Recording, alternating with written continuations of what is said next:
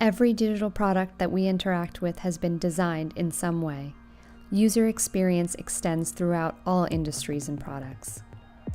Whether you want to break into the field of user experience and interface design, or you want to level up your UX and UI skills, there's never been a greater need to understand and develop these skills required to effectively research, design, and build digital products for actual humans. In this course, you'll learn to apply design thinking and mindful design and interaction practices to understand the entire cycle of product development. You'll learn more than just theory. You'll learn how all the parts fit together and see how it's done and then do it yourself. From conducting user surveys to designing the final MVP, you'll master the entire UX process. You'll learn how, when, and why to create deliverables like empathy maps,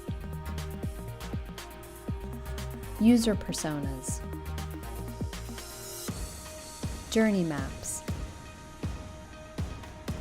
how to design pixel-perfect UIs and prototypes with solid design principles like visual hierarchy, typography, color, and branding.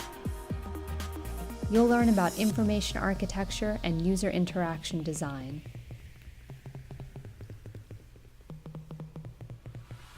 And how it's all shaped by and informs business goals and technical requirements.